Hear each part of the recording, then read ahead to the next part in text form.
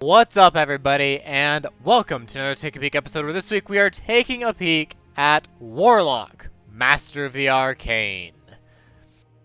This game, Warlock, is a turn-based fantasy 4X worth $25 on Steam, and it's akin to the Civilization series. It was released in 2012, as you can see, done by Paradox. Now, Paradox, you guys know I absolutely love Paradox. I am an absolute huge fan of their game studio, and they put out some of the highest quality, some of the best games out there. Paradox is great. So they dipped into the 4X genre with several games, but the turn-based genre, specifically with Warlock, Master of the Arcane. And the entire premise of this game is as follows.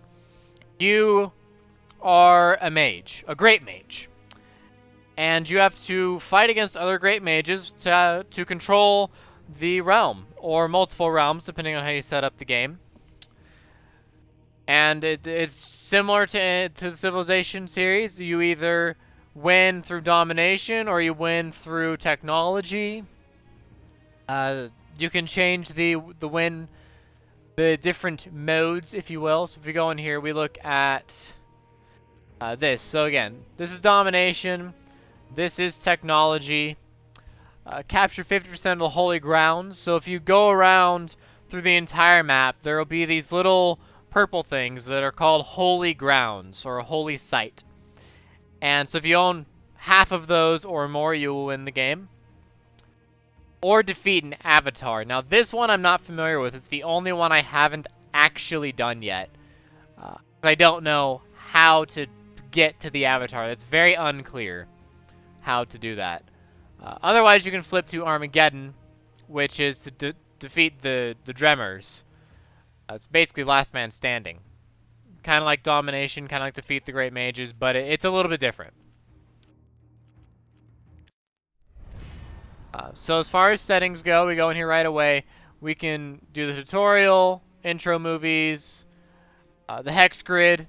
Just like Civilization 5, it works off of a hex-style grid. That's kind of where 4X games have been going now, the hex grid. And if you don't like the hex grid, I'm sorry, but that's how the game's going at this point.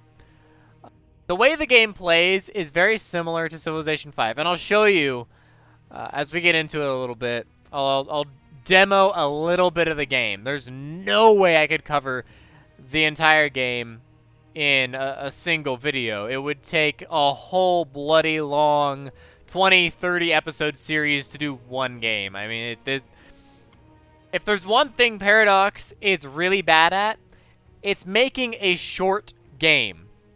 When you get involved in a Paradox game, you have to sit down with the understanding that you're probably going to be in it for the long haul. You need to give yourself an hour, 2 hours, a day. You need to give yourself a lot of time in order to actually play the game through to its end.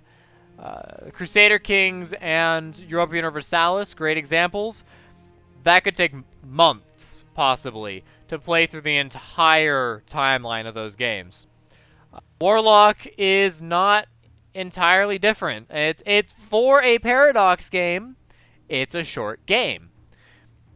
But it's not that short. And again, I'll show you what I mean once we get a little bit further in. I can show you a little bit more about the game. You can see the graphics, pretty straightforward. It does offer windowed mode, which is absolutely great for people who record like myself. Video quality, custom, obviously. Everything's maxed out. Absolutely beautiful. The game is beautiful. The graphics are beautiful. And honestly, the aesthetics are beautiful too. I mean, this game is very well designed. And it's very well done. I truly do think this is a quality game. Don't get me wrong. I like the game. It's a good game. But as we get into it, I have some critiques. I have some issues. So let's look at what it would take to start a new game. So there are 5 difficulty levels you can play, from relaxed, which is geared towards the novice, all the way to impossible, which is the I really know what I'm doing. I can take whatever you throw at me. Go ahead and let the AI cheat like nothing else. The AI will blatantly and openly cheat. That's just the way AI is designed these days, which is a little sad, but you come to expect that in harder difficulties. If you want to be on fair, even terms with the AI to see if you're better with the AI, play on normal. That's where it'll be the ideal situation for you. If you want to play completely fair, no one gets an advantage. So we go to, we're just going to do basic, whatever. So we go next. Okay, so world config. So how do we want the world to be designed? Now this, initially when I was playing it, this entire thing really caught me off guard. I wasn't 100% certain what I was looking at here because it's very foreign and it's very novel. But it's actually very elegantly designed once you learn the system. So let's start over here with world size. So we have it set on normal, which is right here. So we move this little slider here, and you can see the sliders over here are moving as well as for what they recommend for each size, but you can see it can go further if you want an even bigger world or a busier world or a smaller world. Do you want a huge world with one mage and one additional world? You know, or do you want to do that with small? I mean, it's all very easily laid out here. To take it one step further, if we go ahead and just leave it on huge and we'll just max it out. We go to continents, or right, we go to world type. Sorry, we have it set on continents right now, right here. Now you can do islands, which reduces the number of people you can have. You can go to a supercontinent, which is just a Pangea type of deal. Or you can do to a great land, where there is no water, it's just land. There might be some lakes, but really no oceans. It's just everything is land. Whereas the supercontinent definitely has water, mostly just on the borders. So if you find water, you're on the edge of the map. Whereas with continents, if you find water, you could very easily just go to another continent. Continents I'm not overly impressed by, personally, because there's very little navy in this game. It's a lot of land and a lot of magic, and very little navy is involved, even on continents. Now, obviously on islands, a navy would be far more important, but as it stands with continents, at least on normal size, you'd be just as good as playing in the supercontinent or Great Land scenarios. But we'll open up continents. It'll be fine. And then you can do flat world, or you can do cylindrical world. So this defines the borders of the map. So in this case, a cylindrical world is what you'd expect in a standard Civilization game. It wraps around east to west, but north to south is blocked off. A flat world it doesn't wrap around at all. It's just a square map, basically, which is what you'd expect in some real-time strategy games, for example. So we'll get into the additional worlds, and of course the rival mages, pretty straightforward here. You can go in here and you can just kind of select a mage. What I don't particularly like is once you click on that, the only way you can exit out, you see there's no like exit out button. You would have to pick someone. The only way you can exit out is by hitting the escape button. It's the only way you can leave this menu. And that's the case for a lot of menus in this game. If you're having a hard time getting out of a menu, you don't know where it is, just hit the escape key and you can get out. And that, personally, I see as a big design flaw. It bugs me a little bit because there are some bugs in the game where it doesn't let you click on anything. So you have to hit the escape key to open up the menu, and then you can resume the game and get back out there. But it's not 100% polished like you would hope it would be. And this is just another one of those little things. Like, you can't just set it to random. You have to pick someone, or you hit the escape key and this solves your problem for you. So we'll go next. Right, the worlds. Sorry. The additional worlds. So in this game, the game is absolutely massive. absolutely bloody massive. A standard map, so with the huge world as continents, is huge. Like, it's huge. Trust me, it's insane. It's very, very large. The additional worlds are smaller than the original map by about 1 degree. So where, if you're on a normal map, a normal sized map, the portals will be small worlds. If you're on a large, they'll be normal, etc. So in an extra large, the portals will be large. And cat, don't take my microphone. Goodness, I'm sorry. My cat's trying to steal my microphone. Anyways, what these portals are quite literally portals to another world. Now these portals to the other world are very helpful. They're very cool. Especially if you can get a hold of one and secure it on both sides. If you can secure both entrances to the portal, you will basically have an entire world for yourself. An entire world that no one else can enter as long as you control the portal entrance. And you can build a city on a portal entrance, which means you can actually just go ahead and they would have to take the city in order for them to actually take the portal entrance, which makes it very difficult for them.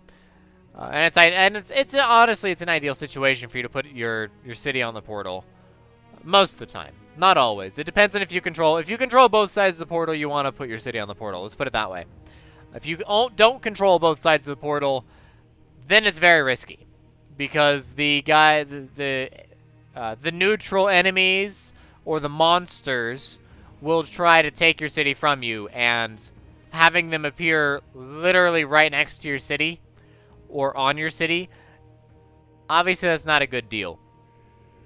So, but these extra worlds are very, very handy if you can get a hold of them. Because once you can, it's just a ton of space. So then we have the last little bit, of course, the Great Mages. So if you saw before, we go back here, there are several to pick from. 12 to 4 is 16.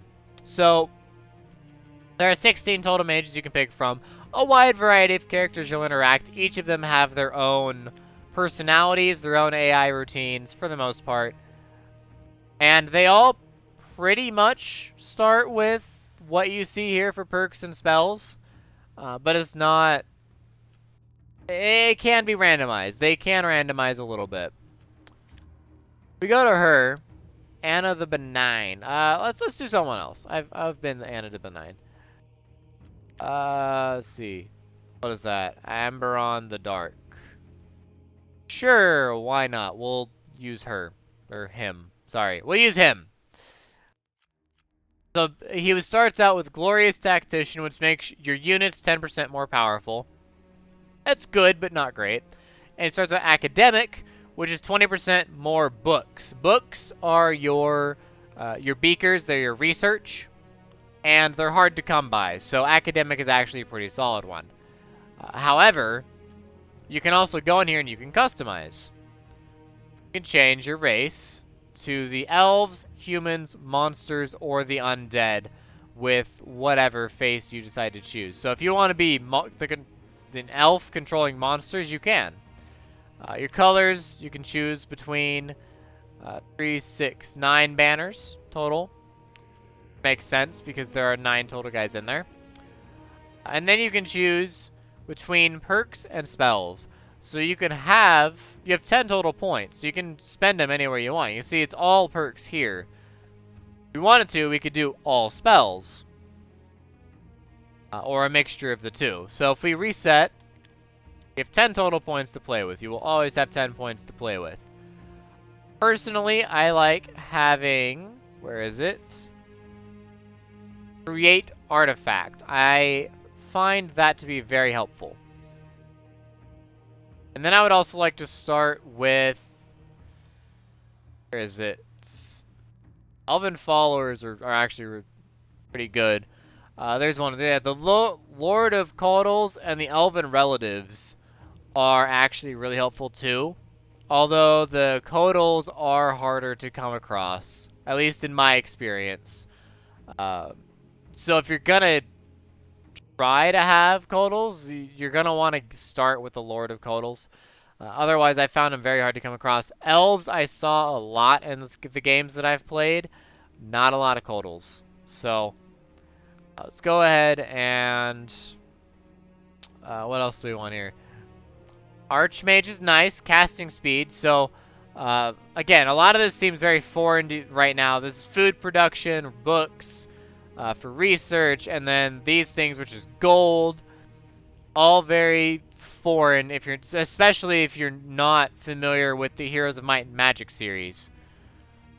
But I assure you that they will make more sense in a moment.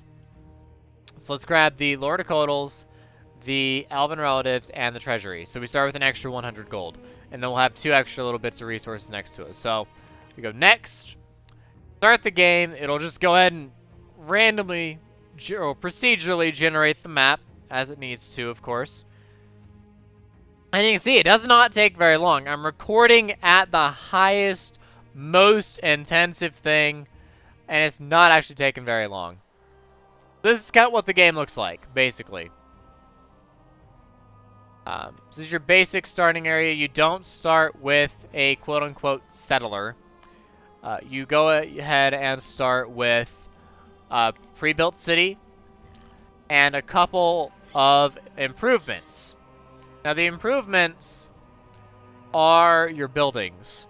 So if we order a new building to be constructed, we go into the city here. You can see over here I can build the Iroll Bows, which is an archer. And they have the special ability Son of Aerith. So if we right-click on that, we can go to the Son of Aerith. So they have 20 resist for elemental and 20 resist for death magic. You can see they also have a natural resist of 100 life magic because we're elves. They're common archers. They have 8 strength. They can shoot a range of 2, 4 movement points, 22 health. And then their upkeep is 1 gold, 1 food, and 1 mana. Which is a little bit of a pain in the butt because mana is very helpful when you want to cast spells because spells cost pretty much entirely mana. And then the resistances, you can just hover over the resistances and it'll show you what these resistances do. It'll show you how much you have damage reduction for those areas. So with melee and missile, we have 0 resistance, so we have 0% reduction. With life, we have 100 resistance, so 75% reduction. As you get higher and higher in the resistances, they get less and less useful. But once you get up to like 95% reduction, you basically don't take any damage ever from whatever type that is. Which means it is completely possible to make an immortal character. Someone who will never take damage, or rather someone who will heal faster then you can deal damage to that character. Think of him like Wolverine from the X-Men, for example. He just keeps taking hits, but he doesn't care. He just heals it up faster than anyone can hurt him. That is very possible in this game to create an immortal character. These values can go below 0. With the undead, they are particularly vulnerable to life magic, but they are completely immune to death magic. So, do keep that in mind. As for buildings, like we were talking about, so we have a food building, which is a farm. It allows us to have the Chamber of Arrows and a granary.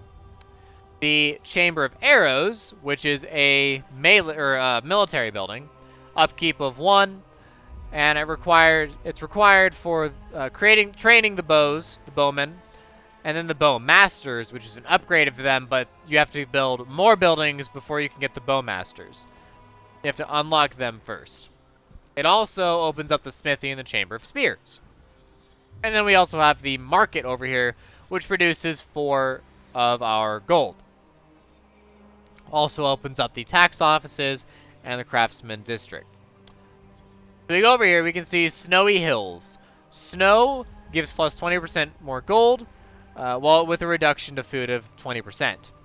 If we were to go up here, you can see icy plains, same thing. The ice, frozen forests, snowy hills, all the snow is a boon to gold and a reduction for food.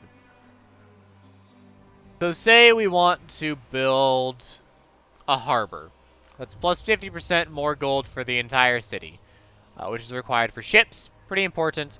We have to build it right here. If we want to build a chamber of spears, we can build it anywhere we want. As long as we have an open spot within the city's radius, we can build it. So we'll just go ahead and do the harbor. Now they'll start building the harbor. It'll be done in 3 turns. Meanwhile, we can also build a bow at the same time. They're both going to complete in 3 turns' time. You cannot build roads in this game. However, buildings act as roads. So you notice we can't actually build buildings inside the city. They're all built outside the city. And when you connect buildings together between multiple cities, you effectively have a road going between those cities. It doesn't actually matter having the road between cities other than for means of transportation. So, describe the interface a little bit. This is the turn counter, so we're on turn 1.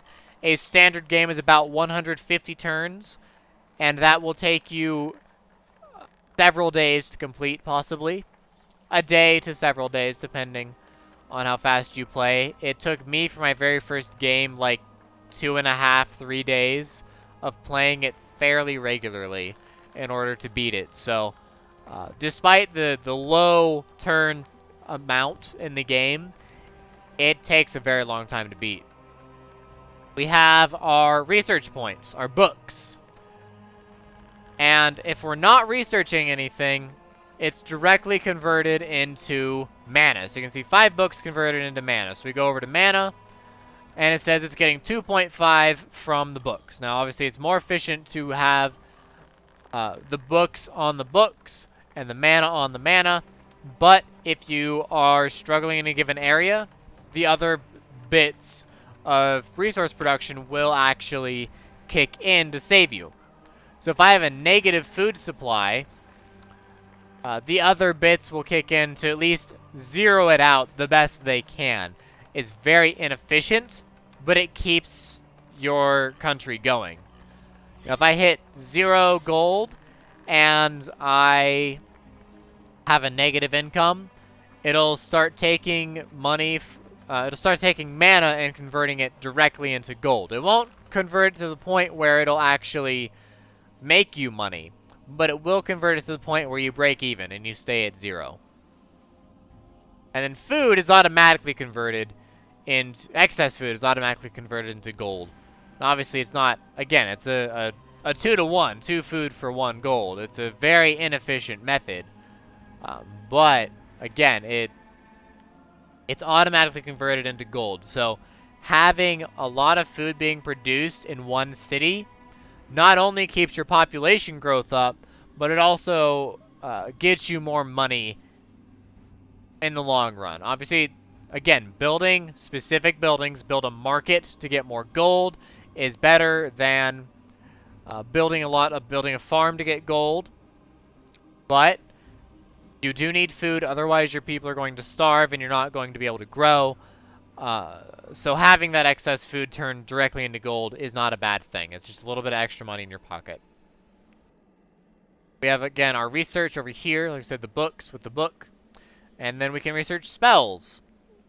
So these spells can range from pretty much anything you want to do. There's grand spells like Armageddon, for example, that just does an absurd amount of damage in an absurd amount of area. There's terraforming spells like make barren land, or raising or lowering the land. There's life and death spells like Shadow Built that does death magic, or a lesser heal that does life magic. And then there's summoning spells as well, which allow you to summon minions for a cost. Summoning minions, like the Ghost Wolves here, cost mana to upkeep. So if you're going to summon them, make sure that you can actually afford to keep them around, unless you're summoning them and you know they're going to die next turn or the turn after, in which case it doesn't matter.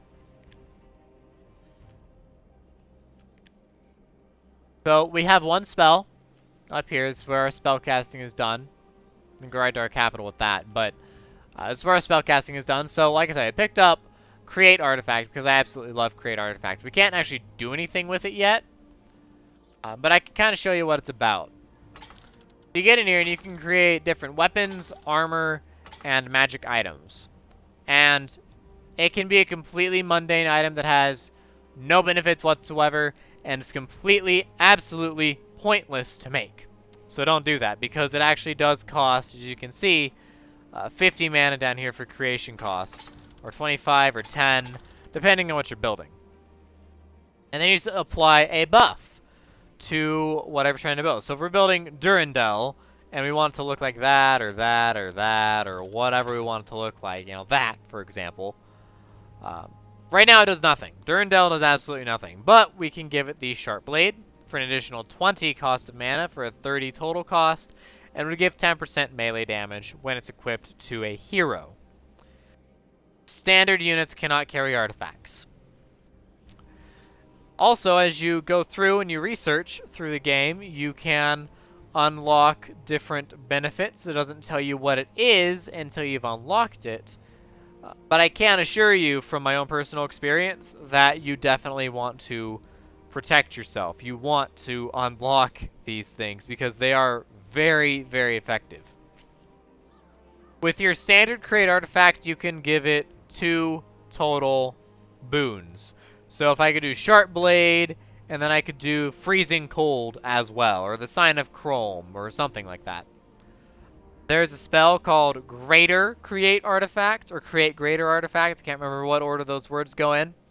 And you can add 4 boons, which can make these artifacts absurdly powerful. Absolutely absurdly powerful. You wouldn't believe. I will load up a game and I will show you some late game types of scenarios and stuff that's available in the late game as well. So we go back into our capital here with a little crown over it. Forgot to mention down here is how much the money that city makes, how much food that city makes, how much mana, and how much research that city makes as well. And then this is the population growth. Population growth cannot normally be altered. It is what it is, and it does not matter what you build. You can build all the farms and granaries in the world, and it will not up your population growth. The city will grow at the rate that it is predetermined to grow, and I like that, but at the same time I don't. It's good for when you don't have a city that's producing any food, but it's still growing just fine, because it would be a very wealthy city in either mana, research, or gold. You'd have to compensate with something. Or military, if it's pure military. But even that would produce something. But it still grows all the same. That being said, if you have a very food-heavy city, you would hope that city would grow faster because of the abundance of food. But that is not the case. The city will grow as fast as the city wants to grow. And that means it will take some time for it to grow. And you can see it's at 4, and then we are 3/4 of the way through 4, and we're going to get to the 5th person in probably about 2 turns. 2 full turns, we will get the 5th person living in the city, or 5,000 people living in the city-ish. And that will allow us to build another building. You see, I can't build another building right now. There's insufficient population. And construction's already in progress. But even if it wasn't in progress, there's not enough people here to support 5 full buildings. However, we can build as many of these guys as we want. We can build just a ton of these guys if we want, but we don't. That's bad. Over here we have the list of units if you want to go through who you have. The Hall of Lords and Vault artifacts. So the Lords are the heroes. You can have 4 of them total, and you can equip them with 3 artifacts. Each hero will have its own set of artifacts that it will want. Some want 2 melee weapons.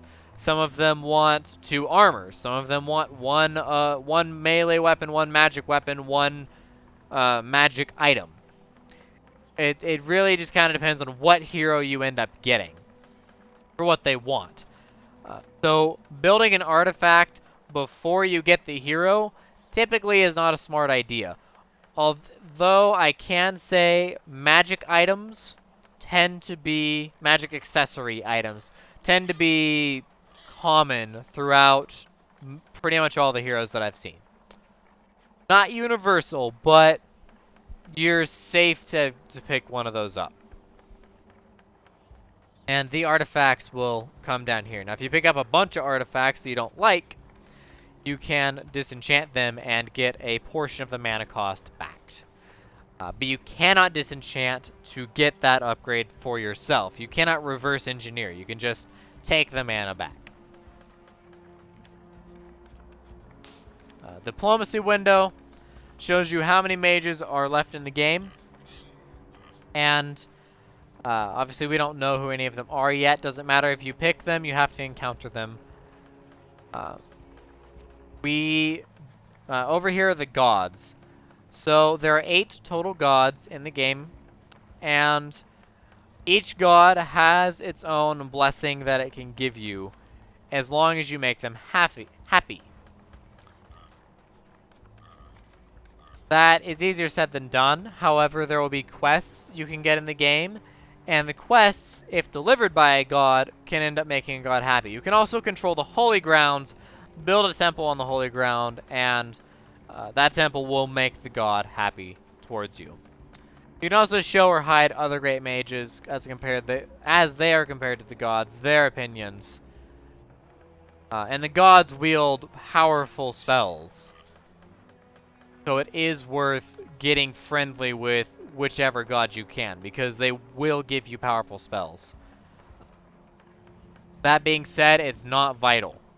So don't necessarily make it a priority. Just don't piss off the gods, because that actually does suck. Over here would also be the different perks. So if we started with Archmage, for example, it would appear over here. These are permanent boons. The permanent boon section, basically, right here. And then Blessings and Banes.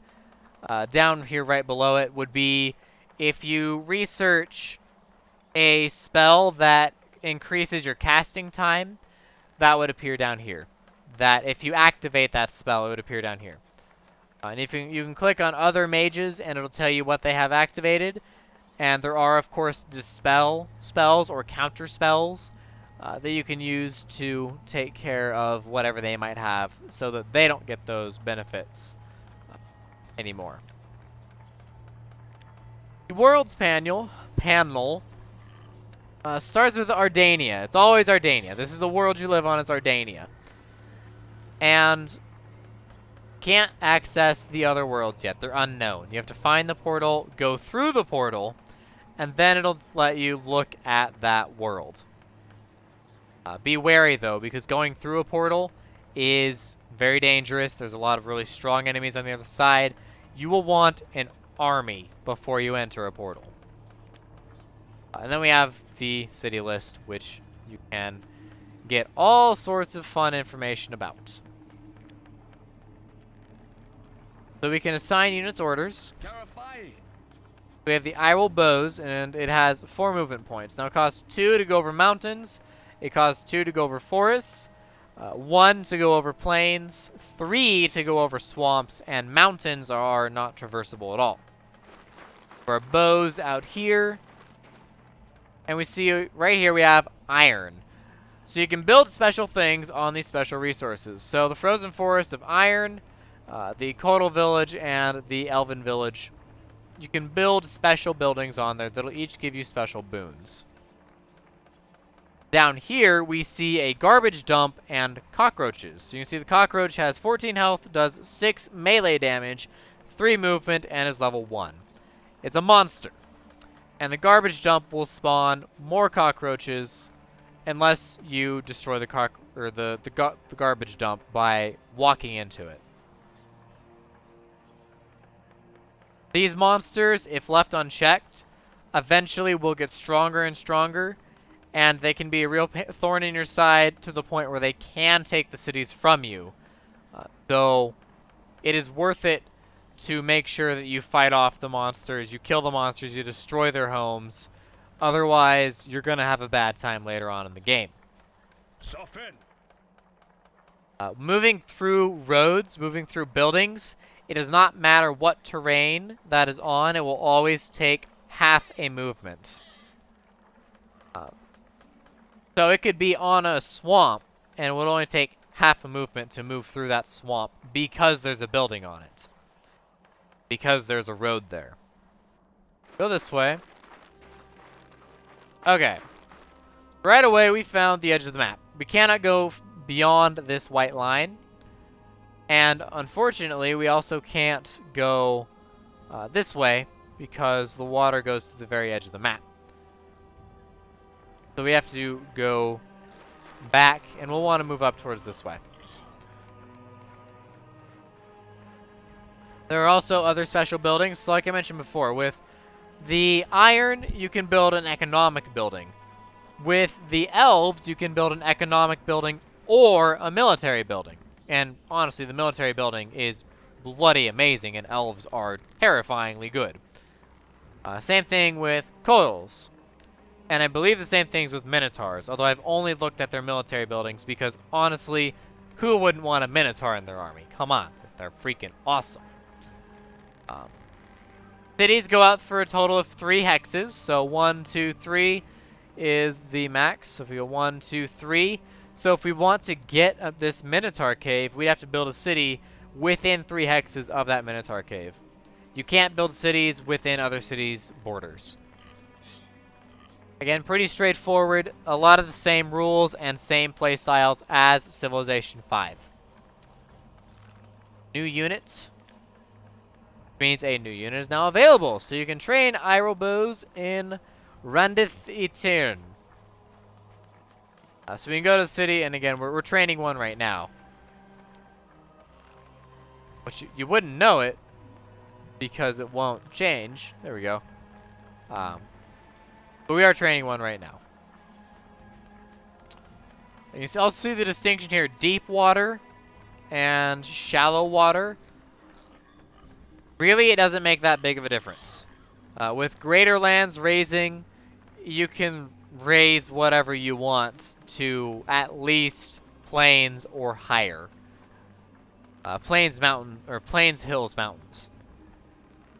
But with basic land raising, it's typically easier just to work on the shallow water. It's just simpler most of the time. That's basically a standard turn. You just hit enter in the turn. The other mages will act. The monsters will act. And the neutrals will act, and then it'll come back to your turn.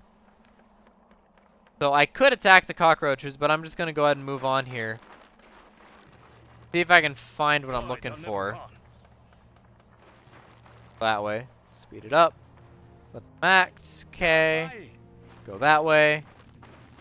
There we go. Okay. Kingford. Kingford's already under attack, so that means there's probably another Great Mage nearby, or maybe some monsters are already attacking it. Kingford is a neutral. They will attack your guys. You can't just walk by and ignore them. They will attack you openly and aggressively. So you will want to wipe them out and take what you can from them as soon as possible. Taking out the neutrals is a great way to expand cities early on. That being said, once you hit a population of 5, you can enter into your city, and you are allowed to build settlers. And my personal tip, build as many of these bloody things as you can. As many settlers as you can reasonably afford. and build your cities as tight and close together as possible. Because honestly, it really doesn't matter. Overlap really doesn't matter. You're going to want a couple of cities that have their entire span to work with. So you can get some very specific key buildings. But for the most of the rest of your cities, just build for anywhere really close together, because they will produce gold and food, and that's all you need them to do. And going through an entire chain of either gold or food is like 5 or 6 buildings at best. You don't actually need that much space. So yes, again, build them tight together to maximize how much money and food you can end up getting. That's personally what I believe. Then yes, the settlers can now be recruited because we reached 5. This is essentially what a standard game would look like. Let's fast forward, and I'll show you something that I prepared earlier. Turn 134. So, long time playing this game. Really just kind of been playing it for a while here. Boom! Here's a brand new game. Different game. I am green. Obviously. And I am pretty big. As you can see on the map, I'm absolutely huge. And it's actually way, way before I ended the game, because I did actually beat this one. But that's okay. I just formed Deadwood. Where's my immortal dude? Also, am I at war? Probably. I think I'm fighting blue right now. My immortal dude. Him? Yeah, it's him. Except while he's in a boat, he's not immortal. So just end turn. Yeah, so that guy's going there. Alright, so the King Lich is gonna try to kill my ogre. My ogre's a hero of mine. And he's doing okay. Uh-oh. It hurt, but it wasn't that big of a deal. Purple's just kind of wandering through my land. There are no borders. There are absolutely no borders. So you can just march in and out of anyone's land that you see fit. This is a different world. This is through one of the portals that I control. And you can see there's a lot of monsters over here. Fire elementals, dragons, sea serpents. Very dangerous on the other side of the portal. You have to be careful.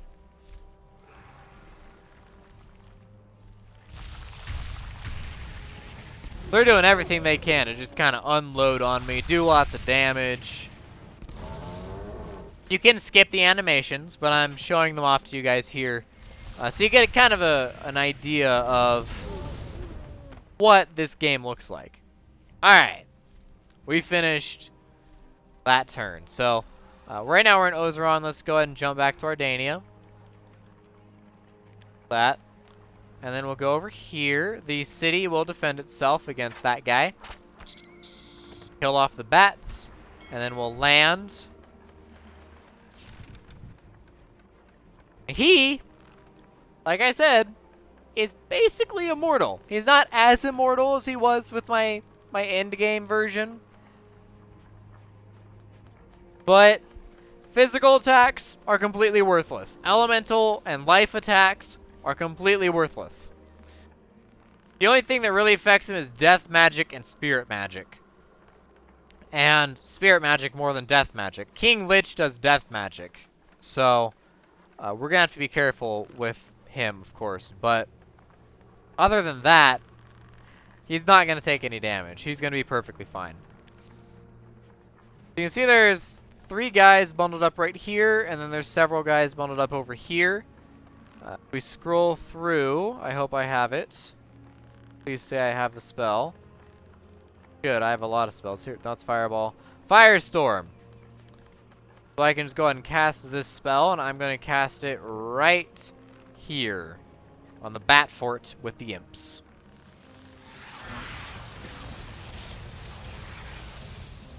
So I used my magic this turn to just bombard, open fire, and hurt the fort, hurt the imps, hurt the enlightened shaman, and I hurt the city a little bit. This is their capital. If I take their capital, they're dead. They're completely dead. I don't get all of their territory, but all of their territory does go to neutrals who don't work together at all. So taking a capital is a great way to start a campaign to take over all of the land. Which is why my capital is right here, deep, deep in my territory, where I have several cities over this way, several cities over this way, and several cities over this way. And I control pretty much all the water in here. This is a continents map, by the way. So my capital is very well protected. Not too overly concerned about it.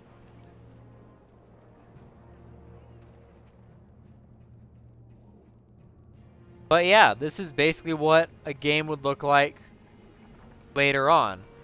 You can build stuff like catapults, which shoot a really long ways. You can have elven archers or sharpshooters when they get upgraded. And they can obviously shoot 2 tiles, so they can shoot over this little strait here. So if I want to upgrade it here, I can upgrade to elven sharpshooters. Or I can select a perk. So the perks are actually really cool. As you build buildings and you research technology, you can upgrade your units with these little perks. You have a little bit of extra gold. You can give them extra physical resistance, or they can do different types of damage, or they can get more experience. Dania's finest. So like this Neville armor here, this is something that I bought. Very helpful, very strong. Same with the Masterwork armor and everything else on there. You know, tried by Labyrinth. That is from the Minotaur Labyrinth that you can build. And then this stuff, all the stuff that's gold here, this is what you get from leveling up. Every time you level up, you get 1 more of these little gold things. The white ones come with the hero. They are the ones that are just base. Look at the elves. They have the base ability of Forester. I have given them Water of the Snake, Drilled, and Neville armor, as well as the Fine armor. And then through leveling up, they have Perceptive, Marksman, Endurance, Sniper, Pathfinders, and First Aid. You get to choose 3 different things upon leveling up, but you only get to keep 1. As you wish. So immediately you can see the archers are really, really strong. They just did a buttload of damage. We go into list of heroes. So right now I have a quest. If you look at the quest here, eliminate the Great Mage. I have 35 turns to kill off King Lich V. If I do that, I get the Supreme Vampire. If I refuse, or if I fail, I lose 170 gold. We go in here to the hero list. You can see the Supreme Vampire is waiting. He's a ranged unit, magical, caster. And from my personal experience of having him, he's very good. You can disband any units you want, although I do not recommend disbanding heroes, because the more experience they get, the stronger they are, and starting with a level 1 hero versus a level 10 hero, big difference. Really, really big difference. You can see this guy has 2 different armors and a magical object. This guy has a melee weapon and armor and a magical object, and then melee weapon, armor, magical object. I believe the vampire has melee weapon, magical artifact. I think. Again, I kind of wish I had saved the very, very end game, but that's okay. It's alright. So we look around for what to build. We have peasant settlers. We have rogues. Build a treasure house. Sure, we'll put it there. Here, Alright, so we have to build something over here. How about a shipyard? Why not? And then we can go over here. And another harbor. Why not? A harbor in the hills. Because why not? These are all skeletons. There used to be another mage over here. Their capital was Grey Knight. That is since gone. I took care of that. They owned pretty much all of this land over here. They did not have Livendell. That was a neutral. I took that. But they did have these 4 cities right here. So you take the cities. You are forced to keep the people that live in the cities. So we have undead living in these cities. And that reduces your population growth. So it has your natural growth of 82, and then it's minus 50 because it's a different race, leaving at a total of 32. The race I am are humans, not undead. So this does create a little bit of an issue. If I take over elven cities, like Nelkarn, same thing. 50 for a different race. But I can have the Arethi, the Warlocks of Angel, Sky Carville, and so on. And then, of course, you do want to build more. If you only have one of one race type, you do want to build at least 1 or 2 more just to make sure you can explore all the options that race has to offer. The rest of it you will want to make sure to keep primarily as your own. This is a Mystic Portal. This is what leads to another world, in this case, Ozeron. Here. These are Minotaurs, black Minotaurs. Really, really good. Really, really, really good. Really. Yeah. Really scary. No prey. Beastmasters, also high quality, very solid. In fact, they just killed a dragon. Shot him out from the sky. And then the Trevian Broad Shield, he's a hero of ours, can charge forward. He, like the other guy who's heavily armored, is pretty much invincible when it comes to physical attacks. He's better at death, but fails at spirit magic, but that's okay. Most of what you're going to find for monsters are going to be elemental or physical. Very rarely you will find death, you will never find life, and sometimes you'll find spirit. Because I don't think you'll ever find life. I've never found life myself. So physical is probably your best friend as well as elemental when you are fighting monsters and exploring through portals. This up here is a holy ground. Own 50% of those, and you win the game. Pretty much impossible. But if you own 50% of the holy grounds, you probably have the game beaten anyways. Gems over here. Dragon's Nest, Nevril, which again gives you the Nevril armor, Magic Node. There are other things you can find. You can loot the Dragon's Nest. You can build on the Infernal Rift or the silver or gold in some cases. For glory and honor. The resources never go away. Ever. So you are free to do whatever you wish. If you crush the enemy but you don't kill them, you push them back a tile, and you can see I occupy now the space that fire elemental once occupied. That can be very helpful when you're trying to break a tough enemy line. If you leave a little gap in your line and you smash into them, it'll force them to move towards your army into that gap you made, and you can be where they used to be, which can get you a great opportunity to get into their back ranks and to hit their archers. The AI in this game sucks. They're really not a challenge. So, if you're gonna play this game, I recommend playing it with a friend. That's the best way to do it. But it's an okay game overall. It's not great. Honestly, I would say If you have the time to play this game, it's a lot of fun, and it's worth the $25 that it's priced at.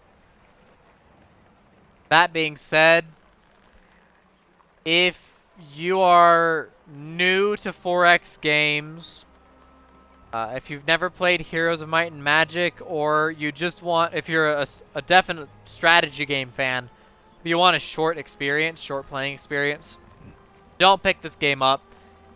This game takes fucking forever to play. It really just takes forever to get a single game done. Does it actually have the time that I've loaded into this? 12 hours. 12 and a half hours to go 134 turns. You can imagine how long it took me to go over 150. I mean, we're talking 15 hours, 16 hours, and the game gets longer and longer as you have more and more things to do. This game takes forever to play. So if you want a short playing experience, don't play this game. But if you have some free time, you want to give it a shot, or if you're just kind of like the guy who played Civ 2 The Eternal War and you just want to play a game forever, this would be a great game for that. So overall, I give this game an 8 out of 10. It's a very good game. It's very well designed. There are very few bugs. The ones that there are do tend to appear very often, so you would have thought they would have fixed them, but maybe I'm just really good at finding those very specific bugs. Maybe that's just me and I'm just playing it wrong. But aside from that, like I said, 8 out of 10. It's a very well-designed game, as you'd expect from Paradox Studios. It's a lot of fun to play, and I'd highly recommend it if you're a fan of the 4X genre of video games, of strategy games. The biggest drawback for me, aside from the time constraints, is there's no stat tracking. There's no achievement system at all, so you have no idea how well you've done. You have no way to compare yourself to yourself or to other people other than the amount of turns it took you in which to win the game and how you won the game. There's nothing keeping track of how many units you killed. There's no fancy statistics that tell you how you are doing compared to the other Great Mages. You just kind of have to wing it, and you have to guess, and that to me is it's almost unexcusable, honestly. In a modern 4X game, you expect to have stat tracking, and it doesn't have that. But putting that aside, like I said, it's a very, very solid game, and I highly recommend it if you are a fan of the 4X genre. If you are new to strategy games, start with Civilization. Specifically Civilization 5 and all that it has to offer. Because Civilization Beyond Earth is a very different type of strategy game, and it's not yet complete. They still have to put out expansion packs for that. So start with Civ 5 and all the expansion packs and most of the DLC. That will get you pointed in the right direction for how a good 4X strategy game is played. From there, if you like it, try Warlock Masters of the Arcane. It's a lot of fun. I feel like you could have a lot of fun playing it with your friends. This is a game for strategy veterans, not for strategy novices. Despite the different difficulty levels that it displays, it really is a different kind of game that you have to have the strategy knowledge behind it in order to really enjoy and thoroughly be able to play the game. That's pretty much it, guys. Link down below in the description, as always. Thank you guys for watching, and I will see you guys next time.